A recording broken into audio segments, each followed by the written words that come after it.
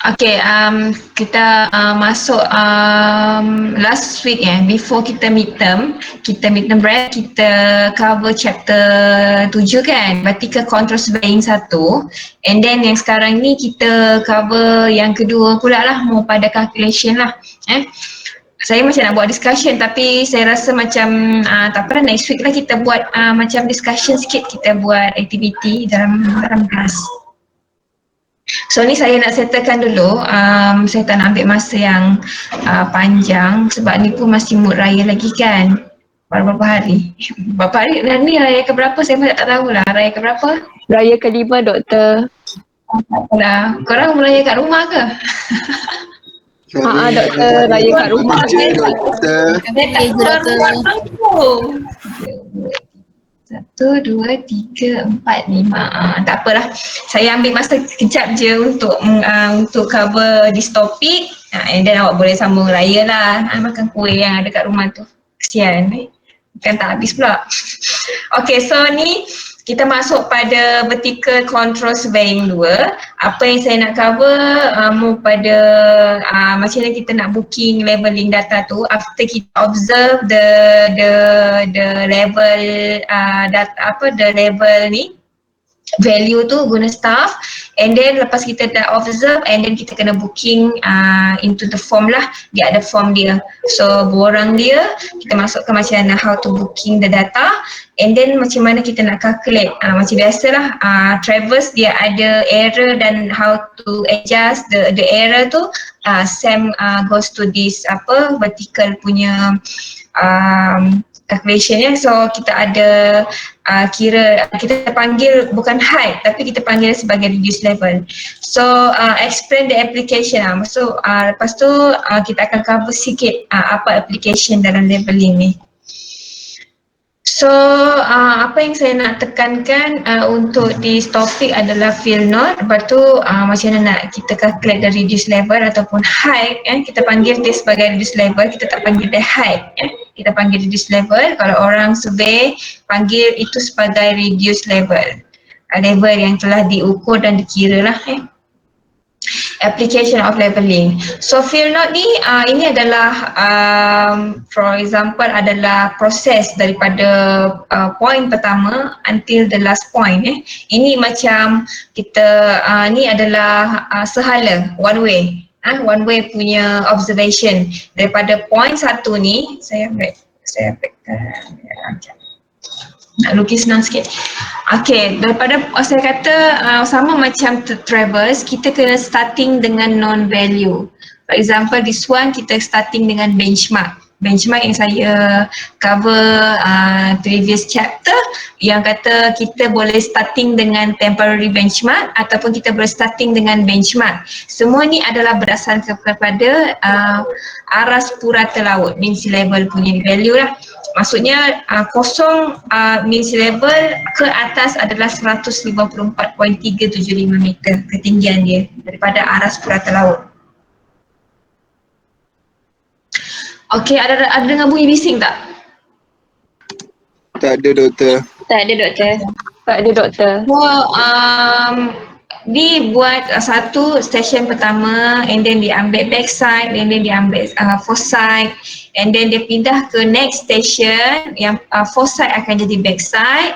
Okay, and then pindah ke next station sampailah dia ada 4 station. Sebab kenapa dia berhenti kat sini? Sebab ini adalah non-value.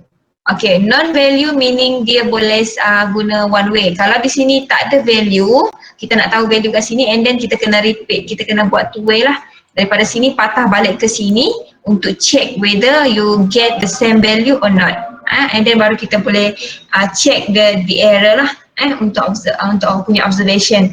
So ini untuk yang contoh ni adalah sehala one way. Okay, so how to booking the observation data ni. Okay, for example this one awak starting dengan the value benchmark. awak kena tulis dekat sini dia punya remark sebagai benchmark. So you know this is the value. So nanti last nanti awak boleh tengok dia punya apa, awak boleh tahu oh ini adalah station apa, awak kena mark lah, ini adalah station A. Yang kedua dia ada station B. Okay. Sorry. Station A, sorry. Ini point, yang ni adalah point staff, sorry. Ni ada station A, ini station B, and then ini station C. Bukan, staff A, staff B, staff C. Ni kalau ini station, kalau instrumen kita panggil station lah. So for example, this one awak starting dengan benchmark, dia punya bacaan untuk backside adalah 2.191, awak letak dekat kolom dekat backside lah, BS. Backside kita panggil BS, intermediate side kita panggil IS, dan fourth side kita panggil sebagai FS lah. Senang, saya malah nak tulis, nak sebut panjang-panjang.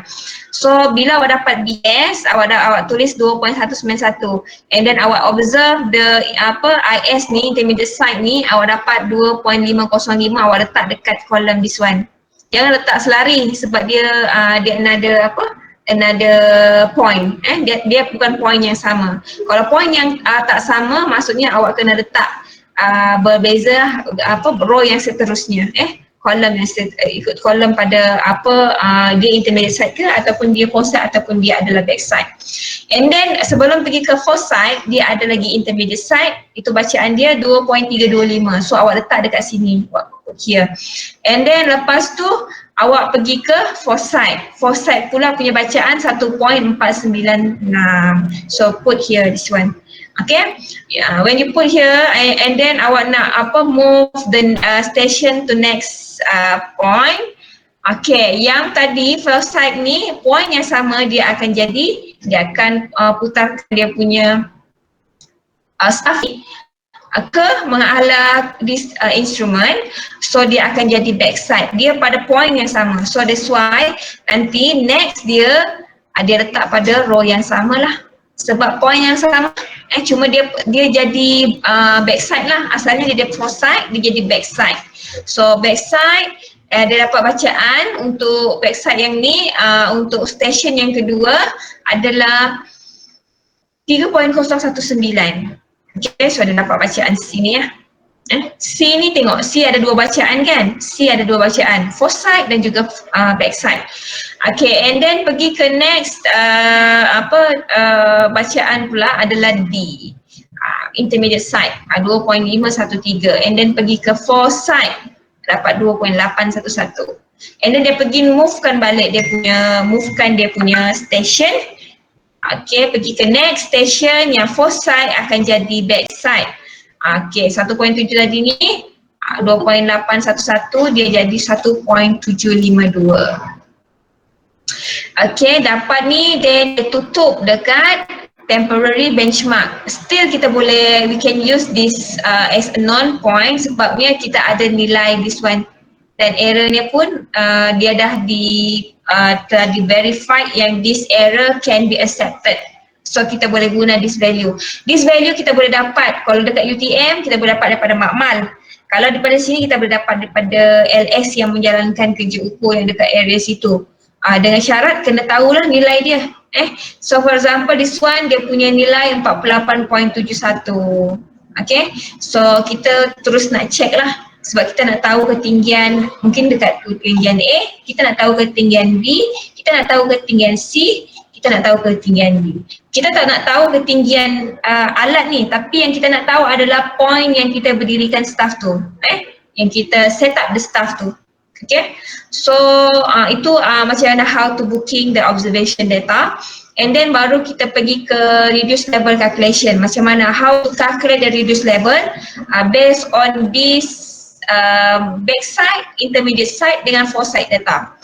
Okay, so this one before our proceed untuk calculate the reduce level, you have to decide whether your observation is accepted or not. So macam mana kita nak tahu dia accepted or rejected? Kita kena ada kira menggunakan this formula. Formula sama ada one way ataupun return tu two way lah, awak pergi dan awak patah balik. Tapi macam case this one, kita hanya one way. One way meaning kita pakai this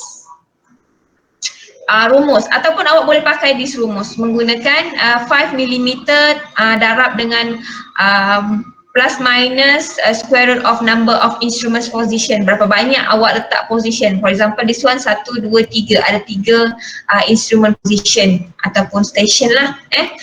Kalau this one, kalau one way 0.012, awak darab dengan jumlah distance. Kalau yang return punya, awak dia punya 0.02 meter. Okay. So this one, how to calculate this one? Kita kalau di sini kita tak ada information jumlah jarak. Kalau macam awak punya fieldwork, selalunya saya buat untuk fieldwork, saya nak pakai yang jumlah jarak tu, total of distance tu. Sebab setiap kali awak pindahkan ni, awak akan ukur dia punya nilai jarak ni berapa. So awak akan tambahkan semuanya.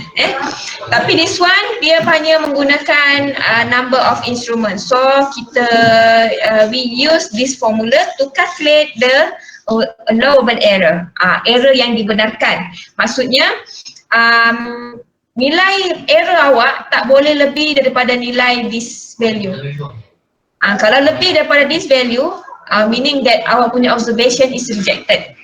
If your value is smaller than this, by using this formula, okay, awak punya observation is accepted. So the normally accepted maximum disclosure for a line of ordinary leveling closing back to starting point or end to another. Another point is, so ini one lah, yang ini yang saya maksudkan tadi yang saya cakap tadi. So macam mana nak tahu misclosure? Yang awak calculate tolak dengan yang awak tahu. Okay, maksudnya yang last tadi kat sini yang awak calculate tadi, nanti awak akan calculate this one, ada satu kolom lagi kat sini. Awak akan calculate berapa yang awak dapat, and then awak akan bezakan dengan yang the last point ni.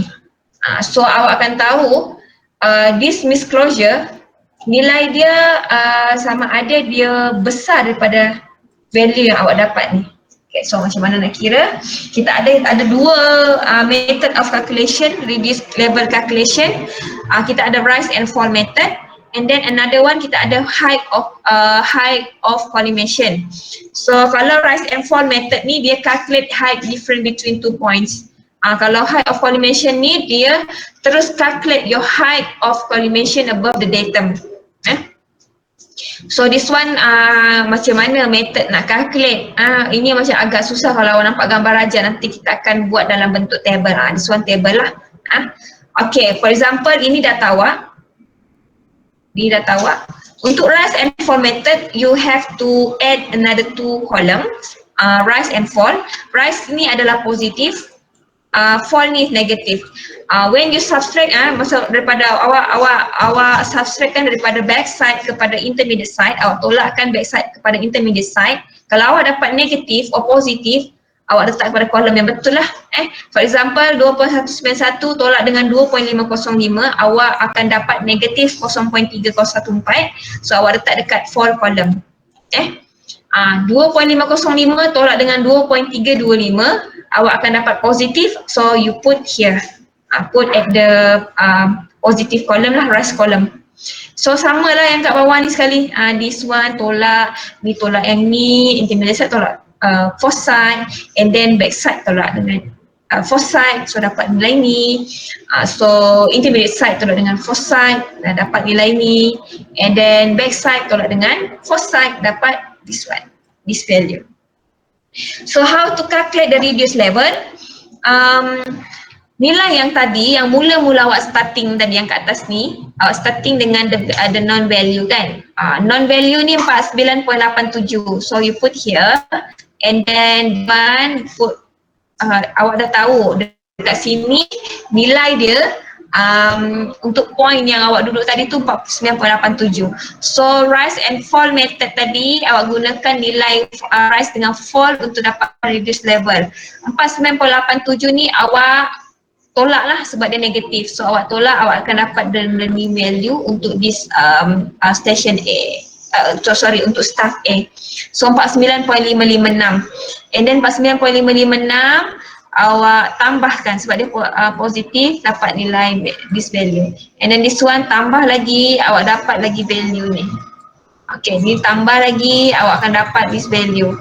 Okay, ni awak tolak, awak akan dapat ni, dan ni awak tolak, akan dapat ni 48.701. So last point ni yang saya kata tadi, yang height calculated ataupun reduce level yang awak calculate, awak kena comparekan dengan this value. Tadi ada non value kan, non value dia berapa tadi last? 48.71.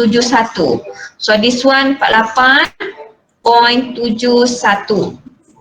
Okay, so 48.71 ada beza tak? 48.701 dengan 48.71 ada beza kan? Ni ada beza ni. So beza dia adalah leveling error dia adalah 48.701 yang awak calculate tadi, yang awak observe tadi dan awak calculate. So you get 48.701.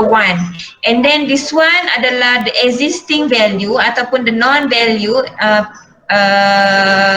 using the previous punya observation, awak dapat 48.710.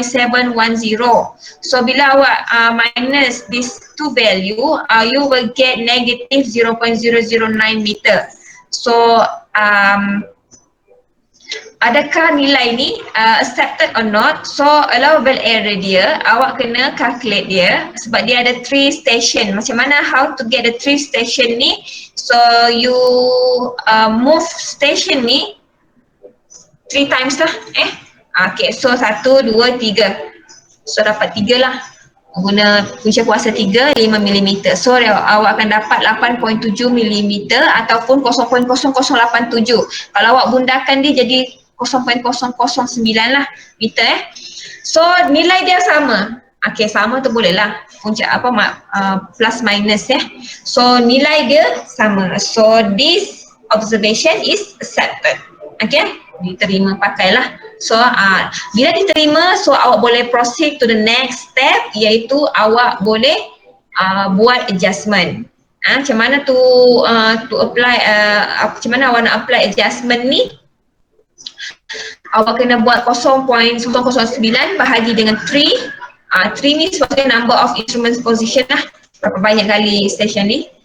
So ada satu station, ada mungkin ada yang intermediate site, ada yang tak ada intermediate site. So ni satu station, 2 station. Okay, station number 1, station number 2, station number 3.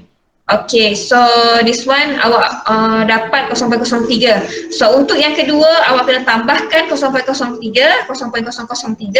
awak akan dapat 0.06 until you will get the same value of the error punya tadi lah. So akan dapat 0.009 meter. So macam mana nak apply this one? Yang tadi mula-mula first station tadi, nilai bacaan dia yang semua ni, back side, intermediate side, and 2 intermediate side dengan 4 side. So ni adalah satu station.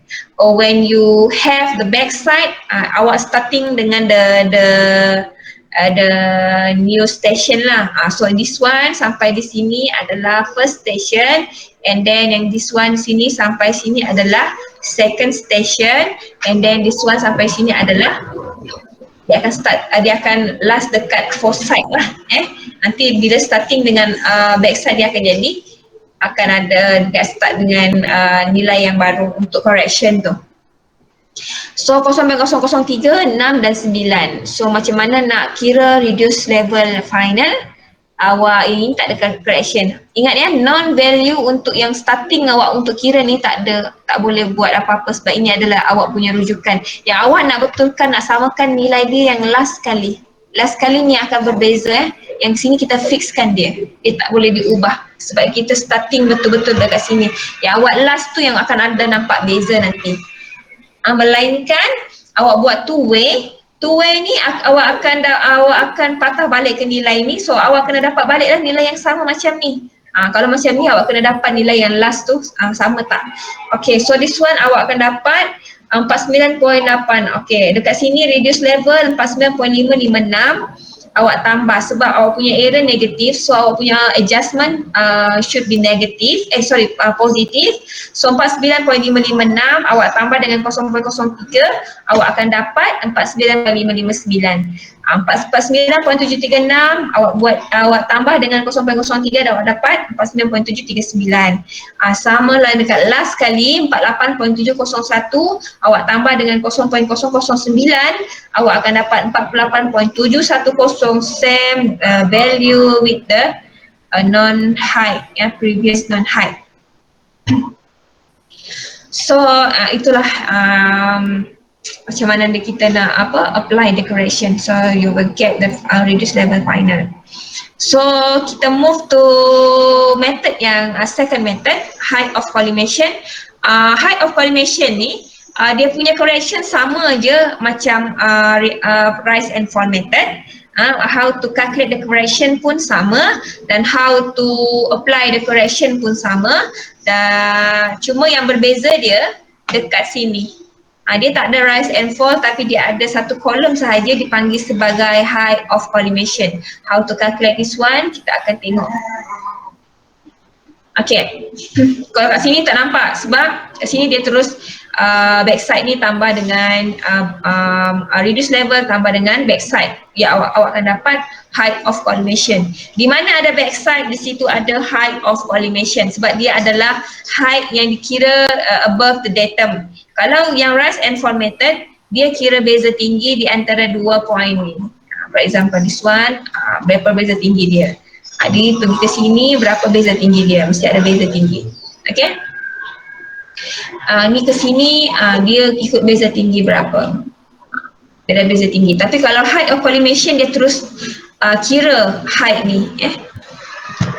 So height of collimation, tadi sini kita starting dengan non-value, kita sepakai data yang sama, macam mana yang rise and fall method tadi yang saya tunjukkan, that I show to you just now. So this one 49.870 ni awak tambahkan dengan backside punya value yang dekat staff yang diberdirikan tadi. So 49.870 tambah dengan 2.191 awak akan dapat height of collimation 52.061. And then nak dapatkan next reduce level untuk station untuk staff A, B, C ni.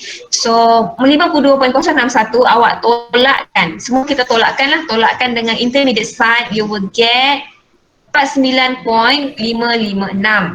And then this one 52.061 awak tolakkan lagi dengan another intermediate side punya value, you will get this value. So 49.736. Supposedly you will get the same value, reduced level value sama dengan same with the rise and fall method. Kalau awak kena check, dia kena sama nilai dia dapat. Macam mana awak kira menggunakan height of collimation punya method. Okay, clear class?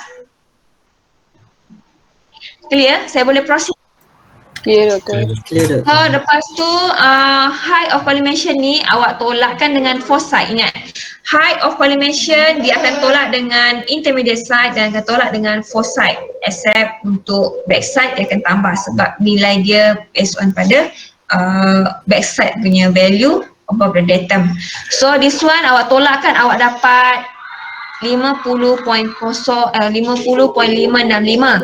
And then awak nampak sini ada backside kan? Ada backside. So 50.565 you tambahkan dengan 3.019, awak akan dapat HOC yang baru.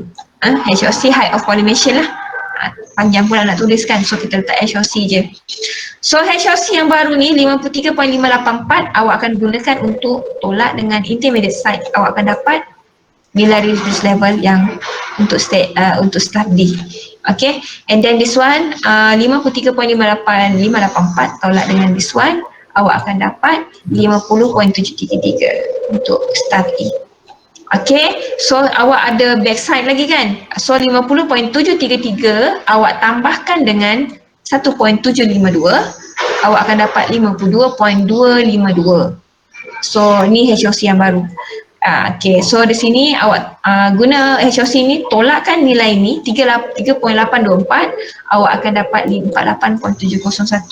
So perbezaan di antara HOC dengan rise and fall punya method, HOC you akan dapat, you will get directly the reduced level terus punya value menggunakan HOC ni. Kalau rise and fall method, awak kira beza tinggi dulu, and then awak baru dapat reduce level. So ini untuk buat kerja-kerja macam yang nak establish satu point baru dekat sini. For example, this one awak tak tahu nilai ni, awak nak establish nilai ni berapa nilai dia, so awak pergi dan awak patah balik. So dapat ni. Macam sehala jugalah, awak nak tahu nilai ketinggian dekat sini, nak tahu nilai ketinggian dekat sini boleh. Tapi HOC pun boleh guna untuk kita buat, kita check point dia, untuk kita check calculation kita. Tetapi height of collimation dia sesuai bila kita menggunakan untuk construction. Kita nak tanam piling yang banyak cerucuk tu, dia tak sesuai lah menggunakan rise and fall method sangat. Sebabnya kena ada beza tinggi, takkan nak cari beza tinggi banyak-banyak setiap satu ni, calculation agak rumit, complicated. So the best way untuk kira setiap ketinggian ni berapa, menggunakan height of collimation. You just baca this one, ni adalah dia punya staff dekat backside, and then sini adalah instrumen dia. So ini intermediate side. So yang piling ni akan jadi cerucuk, semua tiang ni akan jadi intermediate side, dia akan ni, dan dia akan tutup dekat four side. Okay, baru dia check. So dia akan banyaklah intermediate side. Okay. So dia memang sesuai untuk buat construction untuk piling lah. Okay, so calculation untuk correction and all the error tu semua sama macam rise and fall method. Tak ada beza, sama je. Cuma yang berbezanya kat sini je lah. HOC dengan reduced level. Also comparison between the two methods ni, rise and fall dengan height of collimation ni, kalau height of collimation dia less calculation sebab dia terus dapat nilai ketinggian. Compare to rise and fall, awak kena kira beza tinggi tadi tu yang rise and fall, so dia more calculation. Kalau rise and fall ni kita can check the reduced level of each point, kita boleh check. Kita boleh check juga beza jumlah backside dengan jumlah foreside ni, tolakkan akan sama dengan reduce level last station ni tolak dengan reduce level sama ada yang dekat sini. Reduce level station tolak dengan reduce level first station. So ni macam mana nak check ni, bacaan ni kena samalah semua, kita boleh check. Kalau untuk rise and fall banyaklah sikit nak check. Kita boleh check yang ini, ataupun kita boleh tolakkan total rise tolak dengan total fall, sama nilai dengan total backside tolak dengan total foreside, ataupun reduce level last point tolak dengan reduce first point. Kalau height of collimation, dia dua ni je lah, total backside tolak dengan total foreside, sama dengan nilai dia reduce level last station tolak dengan reduce level first station. So dia boleh check, kalau macam rise and fall ni dia boleh check tiga data lah, compare to height of collimation. Reduce level dia tak boleh check lah, dia tak boleh check. So rise and fall ni a bit slower sebab dia banyak calculation, dia complicated. Compare to height of collimation, dia faster, suitable for setting out. Yang saya kata tadi, sesuai untuk dia buat pengiraan untuk nak tanam cerucuk setiap piling yang ada banyak kan. So semua piling tu will be dia punya intermediate side. So this one. So masuk kepada applications of leveling. Leveling ni kenapa digunakan dia? Sebabnya kita for planning and estimating project works like roads, bridge, railways ni semua. Okay, so bila kita nak buat apa-apa perancangan untuk kita bina satu jalan raya ke whatsoever, untuk kereta api ke apa semua, so apa yang penting kita kena ada map. Map tu pula dia kena ada nilai ketinggian, ataupun dia tak bagi nilai ketinggian sangat tapi dia bagi bentuk kontur. So kita tahu kawasan yang tinggi, kalau nak buat ni kena tambak, nak kena fill, nak kena cut dia punya tanah tu, nak kena potong tanah tu supaya rata. So kita tahu dia punya planning berapa, so cost dia ni berapa lama akan siap. So daripada situ tahulah sebab bila melibatkan volume tanah, so dia akan melibatkan leveling punya ni lah job. Okay, ini sama juga taking the levels existing before track, renewal to finalize, final. Okay, so benda ni kita nak tahu sama ada lepas dah tahu, kita nak tahu juga vertical ni sama ada dia masih vertical ke tak lepas dah jalan kereta api whatsoever semua tu kan. Dia mesti akan berubah. So, bila dia buat leveling, so dia akan buat cross section, tahu kereta rentas kan? Ni for example ni ala kereta api. Setiap berapa meter, dia akan tahu ni lurus lagi ke tak ni jalan ni, untuk kawasan ni macam mana ketinggian dia, sama ke tak dengan setiap 5 meter tu dia nak tahu berapa level dia ni, radius level dia ni sama ke tak. Kalau tak sama tu maksudnya dia tak rata lah kan tanah dia, so nak kena tambah sikit tanah ke apa, itu perancangan diorang So setiap kerata rentas ni dia akan bagi profile height dia macam mana, sama ada sama ke tak macam mana yang sebelumnya. Okay. So untuk cut and fill tadi ni untuk level profile. Level profile dia nak buat cross section, nak buat long section, keratan memanjang, keratan rentas. Keratan rentas tu pun tahu berapa macam ni, kalau yang ini setiap ni dia ada tahu ni nilai dia berapa, 5 meter. Setiap ni 5 meter. Kalau keratan memanjang pula dia akan nampak daripada pandangan atas nilai ni memanjang macam ni lah. Berapa nilai ketinggian dia. Okay, so dia buat itulah nama sebagai profile dia panggil sebagai profile. Okay, so untuk cut and fill, for example, this one it is also useful in construction of roads to calculate cut and fill in a road project, deciding slope on site for training purposes. Okay, purposes.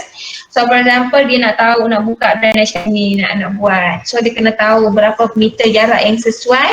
So berapa meter nak kena cut, tambah dan dia kena berapa tambah. So dia kena tahulah profile ni semua. So kena buat leveling work. Sebab tu kita kena buat leveling. So tahu berapa nilai yang kedalaman yang patut dikorek untuk this one. Yang selamat. Selalunya JKR lah, Jabatan Kerja Raya ni yang akan bagi standard yang dibenarkan, berapa yang diorang nak. So orang surveyor ni akan turun dan ukur dan korek berapa diorang kena korek. Tapi bukan surveyor lah yang korek, surveyor hanya mengukur dan surveyor akan bagi nilai berapa yang patut dikorek, berapa dalam, mungkin 5 meter, mungkin 1 meter. So orang yang kontraktor tu lah yang akan buat kerja. So why line of the pipeline to ensure appropriate slope. Okay, so kita nak tahu berapa dalam nak letak pipeline ni. So semuanya kerja leveling semua kerja surveyor. Kita tengok ni ada gambar ni. Dia nak kena tahu berapa dalam dia nak letak pipeline ni supaya dia smooth je. Tak adalah apa air tu boleh tertandas kat situ. Contohlah tiba-tiba dia ni ke atas, tak boleh lah. Dia kena air mengalir ke bawah. Okay. Contour map, kenapa kita kena buat leveling? Sebab kita nak produce contour map. So bila ada contour map saya kata tadi, kita boleh determine the best possible road. For example, ada kawasan sini, kawasan baru, nak buat kawasan baru kat sini, perumahan for example. So kena ada laluan, so kena buat. So apa yang diorang tengok? Contour map.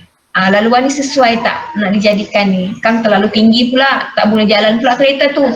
So kena tahulah ke mana yang kawasan yang sesuai untuk dia bina jalan raya baru dan kawasan baru. So engineering details ni for preparing the engineering map, showing engineering details like highways. Okay, benda-benda ni semua bila kita buat plan untuk engineering atau kita buat pelan engineering lah, tak jalan, semua yang dia buat details ni, features yang dia ambil map ni, dia kena ada provide nilai ketinggian, spot height, dia panggil spot height. Mungkin kat sini ketinggian dia 20.35, sini mungkin 20.3 berapa. So benda-benda tu kena provide dalam plan engineering ni, plan kejuruteraan ni, so that orang engineer tahu kawasan ni ketinggian dia berapa, level dia berapa. Kalau dia nak buat apa-apa pembangunan on this place ni, so dia boleh tahu kawasan ni tinggi dia mana. Ketinggian ni penting tau sebenarnya sebab nak mengelakkan banjir, bila dia nak buat proper satu new development, dia kena tahu ambil kira pasal banjir, pasal berapa dalam yang sesuai nak dikorek tanah tu so dia kena tahu benda tu. So benda tu kena provide dia punya height.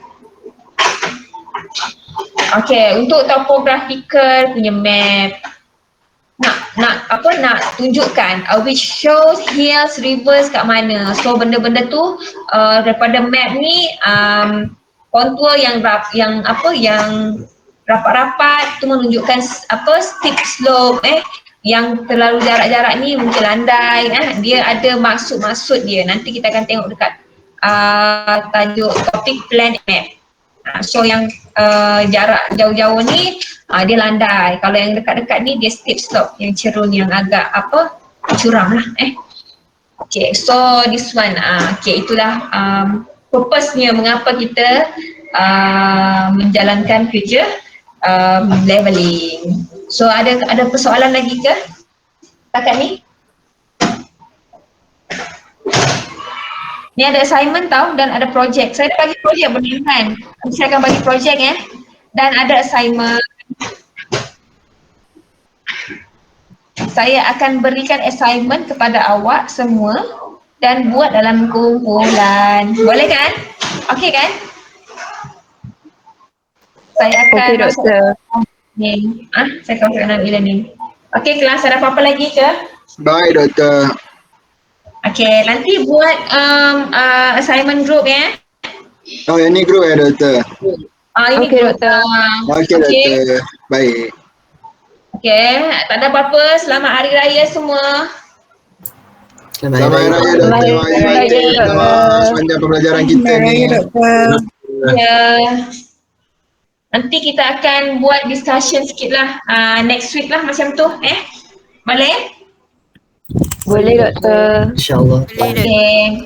Kita akan buat mungkin Webex lah. Kita guna Webex sebab saya akan buat breakout session. Awak akan bincang dalam group masing-masing and then saya akan buat saya akan pecahkan awak pada ikut group awak. Nanti awak akan buat sikit exercise and then awak punya present kepada saya lah.